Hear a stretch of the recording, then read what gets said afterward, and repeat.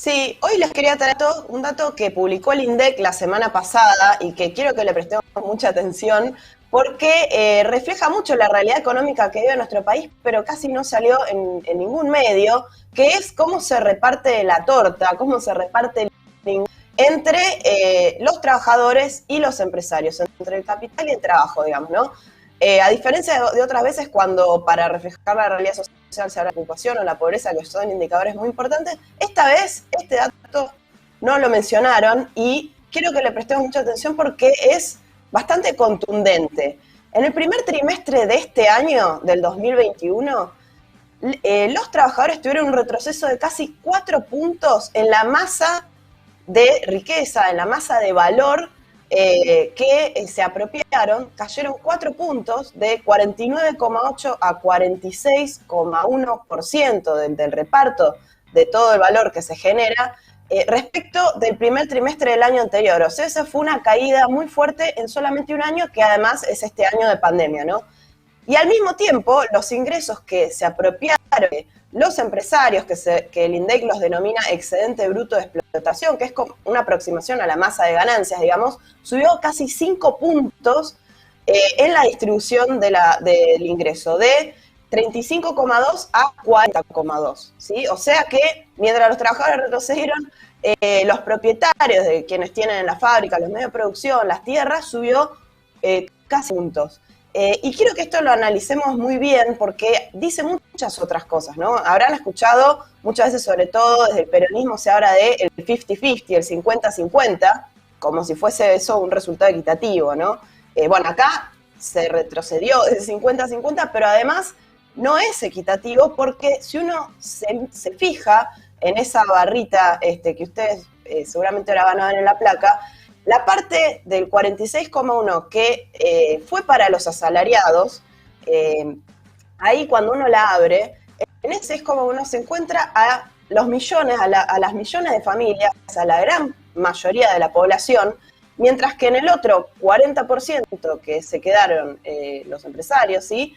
Se encuentra una minoría. Por ejemplo, si uno mira en el mercado de trabajo, las propias estadísticas del INDEC, dentro de los ocupados, los trabajadores son el 72% los asalariados. Y el 72% que se está quedando con ese 46%, que además viene en retroceso. Y los patrones son un 3% de todo el mercado laboral, un 3% nada más, ¿no? Y están están en el sector de los que más se llevan. O sea, ese 3%. Sí. De los que más se llevan y de los que se quedaron de los que crecieron en la apropiación de esa torta, ¿no? Porque es interesante cuando uno lo piensa en una torta, decís, bueno, a ver, yo me llevo esta porción, ¿no? Pero esta porción la tengo que repartir en 15 millones de personas. Y el otro se lleva esta porción, pero la reparte en menos de medio millón. Y ese medio millón, ¿sí? Cuando uno lo va a ver a los que se denominan patrones, ¿no? Los que tienen la tierra, decíamos, las fábricas, los medios de producción, cuando uno lo va a ver, al interior de eso también hay unas pocas familias y grupos económicos, incluso muchos de esos que son extranjeros, que son los que se llevan también la mayor parte, y sobre eso era lo que quería hablar. Pero bueno, para cerrar, parece que es muy importante, esto que estamos viendo se llama distribución funcional del ingreso, porque tiene que ver no con la que en general se refleja más cuando se habla de, bueno, el 10% se lleva esta cantidad, que esa es la distribución personal de ingreso, pero la distribución funcional de ingreso te está diciendo, a ver, en relación a la función que tiene cada uno en el proceso productivo, si sos asalariado, si tenés que vender tu fuerza de trabajo, o si sos empresario y tenés los medios de producción, a ver cuánto te llevas. Y esta es esto que es clave en la economía. Además de eso, también, bueno, hubo un retroceso en términos reales, los asalariados cayeron sus ingresos en un 4,6% para el no registrado y en un 7% para el total de los asalariados, mientras que esa masa de ganancias aumentó un 15,3% en términos reales, o sea, por arriba de la inflación. Eso explica, ¿no?, la caída en la distribución esta funcional del ingreso. Claro. O sea, los empresarios se llevaron más de la tasa de inflación. O sea, de lo que aumentaron los precios, de lo que aumentaron los precios en este tiempo, el sector empresario, digamos, queda por encima de eso, y por lo tanto también bueno, queda en una situación bastante mejor de la que venía. Claro, sí, y dentro de esos empresarios que decíamos hay una minoría que además son los grupos concentrados, también miremos que la industria manufacturera, que supuestamente le dio mano, la industria manufacturera creció 2,17 puntos, lo que se apropió de la riqueza total generada. El comercio creció 2 puntos y la agricultura y ganadería también 2 puntos, ¿sí? O sea que al interior también de los empresarios crecieron los sectores productivos y acá no estamos considerando la ganancia financiera, solamente proveniente, digamos, de la producción, no los activos financieros o la ganancia especulativa, que ahí también hay que analizarla en detalle.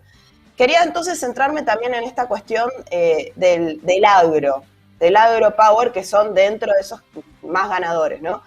Estuvimos tratando acá también el lunes, yo consulté con Diego Fernández, que es un especialista de la Universidad de Buenos Aires, es doctor en economía, y que sigue mucho estas variables, y para que nos cuente a ver qué pasó con las ganancias dentro del agro. Lo primero que diría es que fue con valor de la producción excelente, porque por un lado fue una muy buena cosecha en volumen, bien por encima de las 100 millones de toneladas, marca que ahora es medio usual, pero era una fantasía hace pocos años. Y por otro lado, que se vendió a precios muy buenos. Se podía vender por arriba de $500 y en el momento pico ahí de abril, mayo, cuando se cosecha y se vende la mayor parte de la soja argentina, estaba casi ahí bordeando los $600, la marca mítica, ¿no? Que no se ha podido superar históricamente. Eso hablando de la soja. El maíz también con excelentes precios, obviamente son cultivos muy relacionados, pero el maíz lo que tiene es que tiene muy bajas retenciones en términos históricos, están en el 12%, que es realmente bastante poco, y entonces así la ecuación funciona muy bien. Bueno, acá Diego Fernández, que es economista, nos planteaba varios elementos de esa ecuación de las ganancias extraordinarias que está teniendo el agro, que es uno de los que más viene ganando, incluso no con pandemia. Lo dijimos, ¿no? El alto precio de los bienes que se exportan, pero también las bajas retenciones, y él me comentaba los bajos salarios que tiene el sector, que es otro punto muy importante, y el abaratamiento en términos de los insumos. Pero entonces yo le digo, pero bueno, ¿cuántos se están llevando? Para poder darle un cierre y explicar esto que hablamos de la masa en general, ¿no? De distribución del ingreso, ¿cuántos se están llevando en una explotación normal en el campo? Y decía lo siguiente.